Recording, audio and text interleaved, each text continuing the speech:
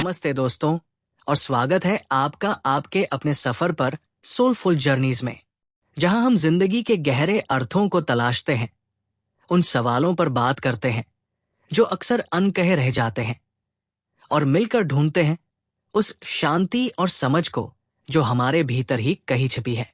आज हम एक ऐसे विचारक की गहराइयों में उतरेंगे जिनके शब्द हमें अपनी सोच के दायरों से बाहर निकलने और जीवन को एक नए नजरिए से देखने की प्रेरणा देते हैं। क्या आपने कभी महसूस किया है कि हम शब्दों के कितने कैदी बन जाते हैं? आइए आज इस बंधन को तोड़ने की कोशिश करते हैं। एक सोलफुल जर्नी पर कभी आपने सोचा है, हम दिन भर कितना कुछ कहते हैं, लिखते हैं, बहस करते हैं, अपनी राय रखते हैं। हमारे विचार शब्दों के एक जाल की तरह होते हैं जिसमें हम खुद भी कभी कभी उलझ जाते हैं। लेकिन क्या ये शब्द सच में उतना मायने रखते हैं जितना हम समझते हैं? महान विचारक जे कृष्णमूर्ति कहते हैं, कोई भी अंतहीन बातें कर सकता है, वर्णन कर सकता है, शब्दों पर शब्द ढाल सकता है। आपने देखा होगा, लोग घंटों लेक्चर देते हैं, किताबें लिखते हैं, दर्शन बघारते हैं, लेकिन उनकी बात सुने जरा, अगर इन सब मौखिक उलझनों में से एक स्पष्ट कार्य निकल आए तो वो कार्य 100,000 शब्दों से ज्यादा कीमती है। जरा सोचिए, हमारी जिंदगी में कितनी बार ऐसा होता है कि हम बड़ी बड़ी बातें करते हैं, शानदार प्लान बनाते हैं, हसीन सपने देखते हैं, लेकिन जब उन सपनों को हकीकत में बदलने की बारी आती है तो हमारे हाथ हवा में ही रह जाते हैं। हमारी उंगलियां बस बातें करती रह जाती हैं, कोई ठोस कदम नहीं उठता। कृष्णमूर्ति यहां एक बहुत गहरी बात कह रहे हैं। शब्दों का जाल बिछाना आसान है, लेकिन असल में कुछ करना, एक साफ सुथरा कदम उठाना, वही मायने रखता है। याद कीजिए, पिछले हफ्ते आपने कितनी बातें कही जो बस हवा में उड़ गई, और कितनी ऐसी चीजें थी जो आपने सचमुच की। मैं तो खुद सोच में पड़ गया हूं। कल मैंने अपने दोस्त को आधे घंटे तक बताया कि मुझे जिम जाना चाहिए, लेकिन क्या मैं गया? नहीं, सिर्फ शब्द थे, कोई कार्य नहीं। शायद यही वो अंतर है जिसकी ओर कृष्णमूर्ति इशारा कर रहे हैं।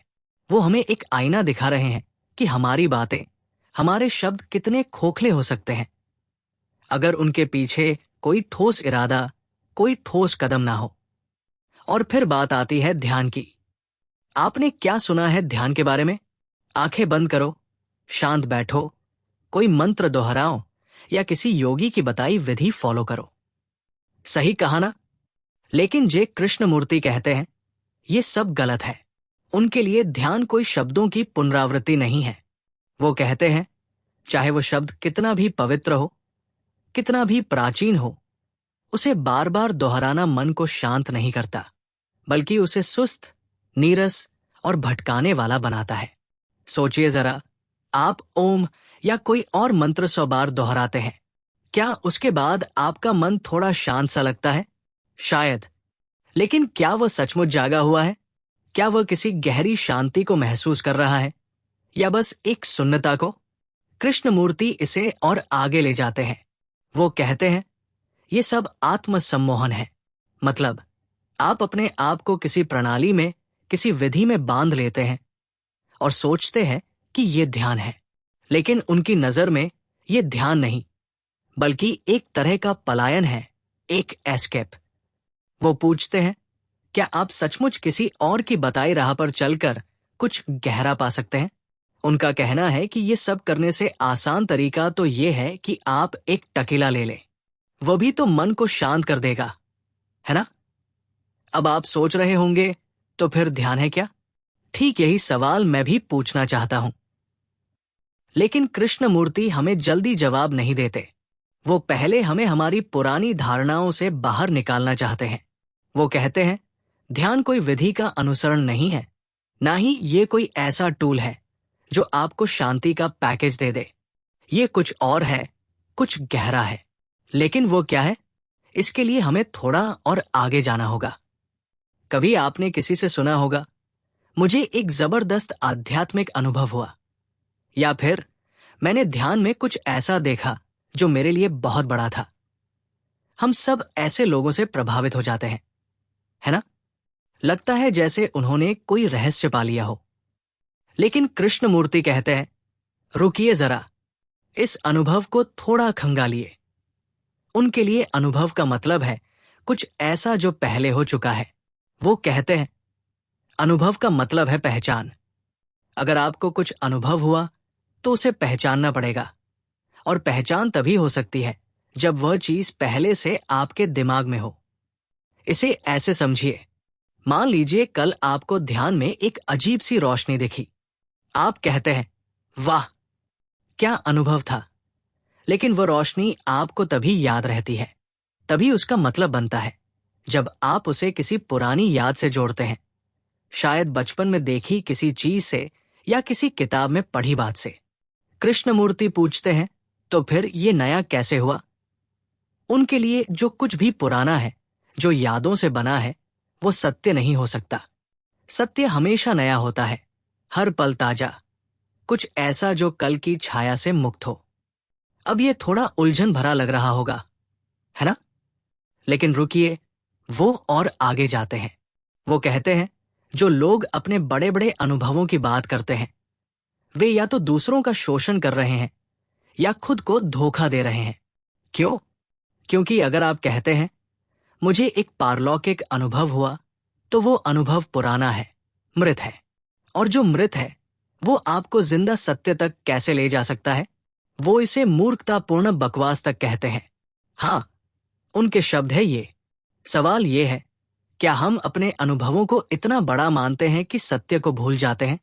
कृष्णमूर्ति हमें चुनौती देते हैं कि हम इस अनुभव के जाल से बाहर निकले, क्योंकि सत्य का कोई अनुभव नहीं होता। वो कहते हैं, इसे पूरी तरह से छोड़ दो। जो कल हुआ उसे कल के साथ खत्म कर दो।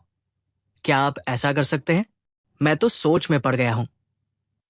हम दूसरों पर कितना भरोसा करते हैं, है ना? कोई गुरु, कोई शिक्षक, कोई किताब। हम कहते हैं, ये बता दो, वो समझा दो, मुझे रास्ता दिखा दो। लेकिन कृष्णमूर्ति इस पर एक बड़ा सवाल उठाते हैं। वो कहते हैं, किसी का अनुसरण करना, किसी के अधिकार को स्वीकार करना, ये सब सत्य की खोज को नष्ट कर देता है। उनके लिए सत्य कोई पुरस्कार नहीं है जो कोई आपको ट्रे में सजा कर दे दे। वो पूछते हैं, क्या आप सचमुच किसी और की राह पर चलकर अपने लिए कुछ नया पा सकते हैं? इसे ऐसे देखिए, मान लीजिए कोई कहता है, मेरे पास सत्य है, मेरी विधि फॉलो करो, मेरी प्रणाली अपनाओ और तुम्हें पारलौकिक अनुभव मिलेगा। हम अक्सर ऐसे वादों के पीछे भागते हैं, है ना? लेकिन कृष्णमूर्ति कहते हैं, ये सब बकवास है। वो इसे साफ साफ नकारते हैं। उनके लिए अनुसरण करना मतलब अपनी स्पष्टता, अपनी ईमानदारी, अपनी जांच पड़ताल की ताकत को ठुकराना है। वो कहते हैं, कोई गुरु, कोई उद्धारक, कोई शिक्षक आपको वो प्रकाश नहीं दे सकता जो कभी नहीं बुझता। अब ये सुनकर शायद आपको थोड़ा अजीब लगे। हम तो बचपन से यही सीखते आए हैं कि किसी ना किसी को फॉलो करना चाहिए। लेकिन कृष्णमूर्ति इसे उल्टा कर देते हैं। वो कहते हैं, जब आप किसी का अनुसरण करते हैं तो आप उस व्यक्ति को भी नष्ट कर देते हैं और खुद को भी, जैसे शिष्य गुरु को नष्ट करता है और गुरु शिष्य को। सोचिए जरा, क्या ये सच नहीं है? जब हम किसी पर आंख मूंद कर भरोसा करते हैं तो क्या हम अपनी आजादी, अपनी सोच को नहीं खो देते? और ये बात सिर्फ गुरुओं तक सीमित नहीं है, हमारे रिश्तों में भी यही होता है। पति पत्नी, दोस्त, बॉस, जहां एक दूसरे पर हावी होने की कोशिश होती है, वहां ना सुंदरता बचती है, ना प्यार। कृष्णमूर्ति कहते हैं, सत्य तक पहुंचने के लिए आपको हर तरह के अधिकार को नकारना होगा, चाहे वो कितना भी विश्वसनीय, कितना भी परंपरागत क्यों ना हो। तो सवाल यह है दोस्तों, क्या हम ऐसा करने को तैयार हैं? कभी आपने अपनी जिंदगी को गौर से देखा है? सुबह उठते हैं, नौकरी पर जाते हैं, परिवार के साथ वक्त बिताते हैं, कभी खुशी, कभी गम, कभी छोटी मोटी जीत। लेकिन कृष्णमूर्ति कहते हैं, हमारा ये दैनिक जीवन एक युद्ध क्षेत्र है। हाँ, युद्ध क्षेत्र। वो कहते हैं, हमारा जीवन एक निरंतर संघर्ष है अपने आप से, बाहर की दुनिया से, परिवार से, समाज से। दर्द, निराशा, चिंता, ये सब तो जैसे हमारे साथ हमारी परछाई की तरह चिपके हुए हैं। आप भी कभी कभी थक जाते होंगे ना? सोचते होंगे, बस ये सब कब खत्म होगा? लेकिन रुकिए, कृष्णमूर्ति यहां रुकते नहीं। वो कहते हैं, ध्यान का आधार यही है, जीवन को समझना और मृत्यु को समझना। उनके लिए ध्यान कोई ऐसी चीज नहीं है जो आप किसी स्कूल में जाकर या किसी कोने में बैठकर सीख लें। वो कहते हैं, जीवन और मृत्यु के इस असाधारण अर्थ को समझना ही ध्यान है। मतलब, हमें पहले इस गड़बड़ झाले को देखना होगा, अपने अंदर की अव्यवस्था को, बाहर की अराजकता को, और फिर उसमें से व्यवस्था लानी होगी। अब आप सोच रहे होंगे, अरे ये तो बहुत भारी बात हो गई, व्यवस्था कैसे आएगी? ठीक यही सवाल मेरे मन में भी आया। लेकिन कृष्णमूर्ति कहते हैं कि ये कोई जादू की छड़ी से नहीं होगा। वो कहते हैं, हमें पहले ये समझना होगा कि हमारा जीवन क्या है। जन्म से मृत्यु तक का ये सफर, शादी, बच्चे, नौकरी, सफलताएं, असफलताएं, ये सब हमारा रोज का जीवन है। लेकिन क्या हम इसे सचमुच जीते हैं या बस इसके साथ लड़ते रहते हैं? उनके लिए ध्यान की शुरुआत यही से होती है, इस युद्ध को देखने से, इसे समझने से।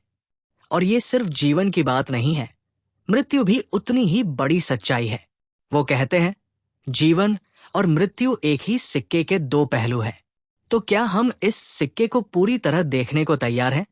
कृष्णमूर्ति हमें चुनौती देते हैं कि हम इस अव्यवस्था को ना स्वीकार करें, ना ठुकराएं, बल्कि इसे बस देखें, बिना बहाने, बिना शिकायत के। यही वो नींव है जिस पर ध्यान खड़ा होता है। कृष्णमूर्ति कहते हैं, इस अव्यवस्था से ही व्यवस्था पैदा होती है, और ये व्यवस्था कोई सख्त नियमों की लिस्ट नहीं है। वो कहते हैं, व्यवस्था ही सद्गुण है। अब आप सोच रहे होंगे, सद्गुण मतलब अच्छा बनना, नैतिक बनना। लेकिन रुकिए, यहां वो ट्विस्ट है। उनके लिए ये समाज की नैतिकता से बिल्कुल अलग है। समाज हमें क्या सिखाता है कि तुम लालची हो सकते हो, ईर्ष्यालु हो सकते हो, यहां तक कि किसी को मार सकते हो, बस ये सब कानून के दायरे में हो या किसी बड़े नाम पर हो, जैसे देश या धर्म। लेकिन कृष्णमूर्ति कहते हैं, ये नैतिकता नहीं है, ये तो बस एक ढोंग है जो हमारी अपनी बनाई व्यवस्था है। उनके लिए असली सद्गुण वह है जो इस सब को नकार देता है। वो कहते हैं, सद्गुण कोई ऐसी चीज नहीं है जिसका तुम रोज अभ्यास करो, जैसे जिम में वेट उठाना। ये कोई यांत्रिक चीज नहीं, बल्कि एक जीवंत एहसास है। अब इसे ऐसे समझिए, आपने कभी अपने मन को गौर से देखा है? हम एक तरफ कहते हैं, मैं प्यार करता हूं, और दूसरी तरफ नफरत करते हैं। एक तरफ शांति चाहते हैं और दूसरी तरफ गुस्से से भरे रहते हैं। ये जो विरोधाभास है, ये जो अव्यवस्था है, यहीं से शुरुआत होती है। कृष्णमूर्ति कहते हैं, इस अव्यवस्था को देखो, इसके संपर्क में आओ, इसे नकार मत, इसके लिए बहाने मत ढूंढो, दूसरों को दोष मत दो। और जैसे ही आप इसे सचमुच देखते हैं, वैसे ही उसका अंत होता है और वहां से व्यवस्था जन्म लेती है। ये सुनने में आसान लगता है, लेकिन है मुश्किल। क्यों? क्योंकि हम अपनी गड़बड़ी को छिपाना चाहते हैं, उससे भागना चाहते हैं। लेकिन कृष्णमूर्ति कहते हैं, यही वो नींव है। ये व्यवस्था कोई किताब से नहीं आती, ना ही किसी नियम से। ये हमारे अंदर की उस समझ से आती है जो अव्यवस्था को देखकर उसे खत्म कर देती है। और यही सद्गुण है जो ना मापा जा सकता है, ना जिसका अभ्यास किया जा सकता है। ये बस है, हर पल नया, हर पल जीवंत। सुंदरता, ये शब्द सुनते ही आपके मन में क्या आता है? शायद कोई खूबसूरत नजारा, कोई पेंटिंग या कोई मधुर संगीत। लेकिन कृष्णमूर्ति कहते हैं, सुंदरता इनमें से किसी में नहीं है। वो कहते हैं, सुंदरता वहां है जहां व्यवस्था है, और ये व्यवस्था कोई बाहर की चीज नहीं, ना मूर्तियों में, ना बादलों में, ना पानी में। ये हमारे अंदर की वो अवस्था है जहां मन पूरी तरह से शांत है, पूरी तरह से व्यवस्थित है। लेकिन सवाल ये है, ये व्यवस्था आएगी कैसे? यहाँ कृष्णमूर्ति एक बड़ी बात कहते हैं। वो कहते हैं, व्यवस्था तभी आती है जब मैं का अंत होता है। अब ये मैं क्या है? ये वो अहंकार है, वह मैं हूं का एहसास। मेरा नाम, मेरी सफलताएं, मेरी नाकामियां, मेरा गुस्सा, मेरी चाहते, ये मैं हमारे मन में हर वक्त शोर मचाता रहता है ना? कृष्णमूर्ति कहते हैं, जब तक ये मैं है तब तक ना सुंदरता हो सकती है, ना व्यवस्था। और यही ध्यान का प्रमुख हिस्सा है, इस मैं को खत्म करना। अब आप सोच रहे होंगे, अरे ये तो बहुत मुश्किल लगता है, मैं को कैसे खत्म करें? सच कहूं, मुझे भी पहली बार सुनकर लगा कि ये तो असंभव सा है। लेकिन कृष्णमूर्ति इसे आसान बनाते हैं। वो कहते हैं, इसे खत्म करने के लिए कुछ करना नहीं है, बस इसे देखो, अपने मन को देखो।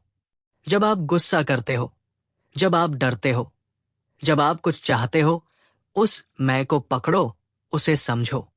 और जैसे ही आप इसे पूरी तरह देखते हो, वो अपने आप गायब होने लगता है। और जब यह मैं खत्म होता है तो क्या बाकी रहता है? एक शांति, एक सुंदरता, जो किसी तस्वीर में नहीं, किसी मूर्ति में नहीं, बल्कि आपके अपने मन में खिलती है। कृष्णमूर्ति कहते हैं, यही ध्यान है। ये कोई अभ्यास नहीं, कोई विधि नहीं। ये एक ऐसी अवस्था है जहां मैं की कोई जगह नहीं। सोचिए जरा, एक पल के लिए भी अगर ये मैं गायब हो जाए तो आपकी जिंदगी कितनी हल्की, कितनी सुंदर हो सकती है। मृत्यु, ये शब्द सुनते ही मन में क्या आता है? डर, उदासी, या शायद कुछ ऐसा जिसके बारे में हम सोचना ही नहीं चाहते। कृष्णमूर्ति कहते हैं, मृत्यु एक असाधारण चीज है, लेकिन वो सिर्फ शरीर की मृत्यु की बात नहीं करते। वो कहते हैं, हाँ, शरीर का अंत तो होता ही है, हम सब इसे देखते हैं, स्वीकार करते हैं। लेकिन जो हम स्वीकार नहीं करते, वो है मैं का मनोवैज्ञानिक अंत। ये मैं क्या है? मेरा परिवार, मेरी यादें, मेरी सफलताएं, मेरे सपने, वो सब जो मुझे मैं बनाता है। अब इसे गौर से सुनिए। हम सब जानते हैं कि एक दिन शरीर खत्म होगा, लेकिन कृष्णमूर्ति पूछते हैं, क्या ये मैं भी खत्म हो जाता है?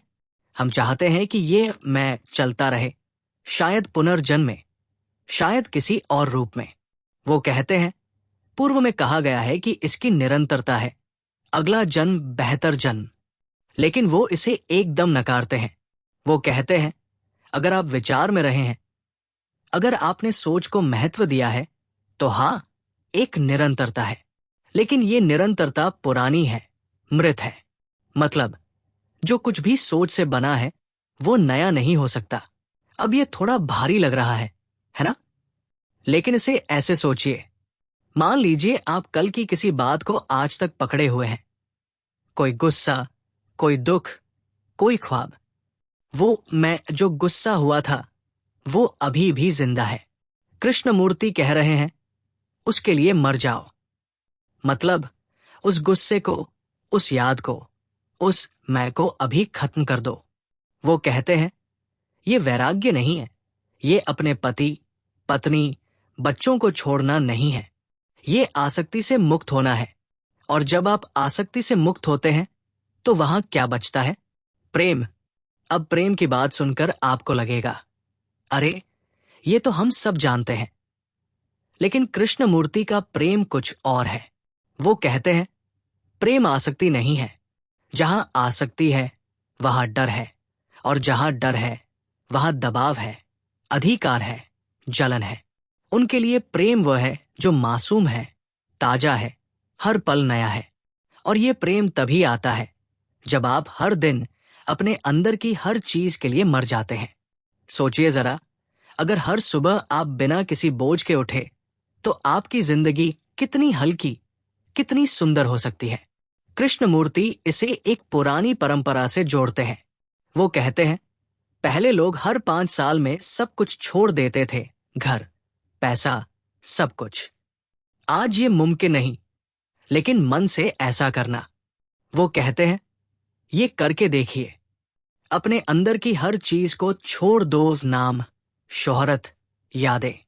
और जब आप ऐसा करते हैं तो वहां जो खिलता है वो प्रेम है, जो डर से मुक्त है, जो सच्चा है। यही ध्यान है, यही जीवन की समझ है। मौन, ये शब्द सुनते ही क्या ख्याल आता है? शायद एक खामोश कमरा या जंगल की शांति। लेकिन कृष्णमूर्ति कहते हैं, मौन वो नहीं है जो बाहर से थोपा जाए।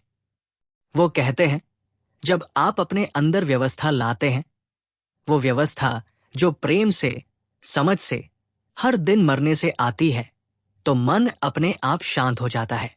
ये कोई ऐसा मौन नहीं है जो आप जबरदस्ती लाएं, कोई अनुशासन से थोपे। ये स्वाभाविक है, जैसे सूरज ढलने के बाद रात का आना। और इस मौन में क्या होता है? कृष्णमूर्ति कहते हैं, उस मौन के प्रकाश में हर क्रिया हो सकती है। आपका रोज का जीवन, आपकी हर सांस। मतलब, ये मौन कोई अलग थलग चीज नहीं है। ये आपके चलने, बोलने, हंसने में शामिल हो जाता है। और जब कोई इतना आगे बढ़ जाता है तो वहां कुछ ऐसा खुलता है जो समय से परे है, शब्दों से परे है। वो इसे अथाह सत्य कहते हैं। कुछ ऐसा जो हमेशा नया है, जिसे ना मापा जा सकता है, ना बताया जा सकता है। अब आप सोच रहे होंगे, ये तो बहुत बड़ी बात हो गई, ये सत्य क्या है? लेकिन यहां मजेदार बात यह है, कृष्णमूर्ति इसे आपको दे नहीं सकते। वो कहते हैं, यह आपको खुद पाना होगा। कोई गुरु, कोई किताब, कोई प्रतीक इसे आपके लिए नहीं ला सकता। और इसे पाने के लिए क्या चाहिए? वो कहते हैं, पूर्ण व्यवस्था, सुंदरता, प्रेम और हर उस चीज का अंत जो आप मन से पकड़े हुए हैं, ताकि आपका दिमाग साफ हो, बिना किसी बोझ के, और चीजों को वैसे ही देखे जैसे वे हैं, बाहर और अंदर दोनों तरफ। ये सुनने में जादू ही लगता है ना? लेकिन कृष्णमूर्ति इसे जादू नहीं कहते। वो कहते हैं, ये वो चीज है जिसे इंसान हमेशा से ढूंढता आया है, और इसे पाने का रास्ता अपने अंदर की हर गड़बड़ी को खत्म करना, हर आसक्ति को छोड़ना है। जब आप ऐसा करते हैं तो ये सत्य अपने आप आता है। ना कोई शब्द, ना कोई प्रतीक, बस एक मौन जो सब कुछ कह देता है। तो दोस्तों, आज के सोलफुल जर्नी में हमने जे कृष्णमूर्ति के कुछ गहरे विचारों को समझने की कोशिश की। उम्मीद है ये चिंतन आपको अपने जीवन, अपने शब्दों और अपने कर्मों पर नए सिरे से विचार करने के लिए प्रेरित करेगा। याद रखिए, असली यात्रा हमारे भीतर की यात्रा है, और हर सवाल का जवाब भी वही कहीं छिपा है। बस थोड़ी शांति, थोड़ी गहराई और खुद से एक सच्ची मुलाकात की जरूरत है। आपको ये एपिसोड कैसा लगा, हमें कमेंट करके जरूर बताएं। और अगर ये सफर आपको थोड़ा भी अच्छा लगा हो तो सोलफुल जर्नीज को सब्सक्राइब करना न भूलें, ताकि हम ऐसे ही और गहरे विषयों पर साथ मिलकर विचार कर सकें। अगले एपिसोड में हम फिर मिलेंगे एक नई राह, एक नए सवाल और एक नई सोलफुल जर्नी के साथ। तब तक अपना ख्याल रखिए और जीवन के हर पल को गहराई से महसूस कीजिए।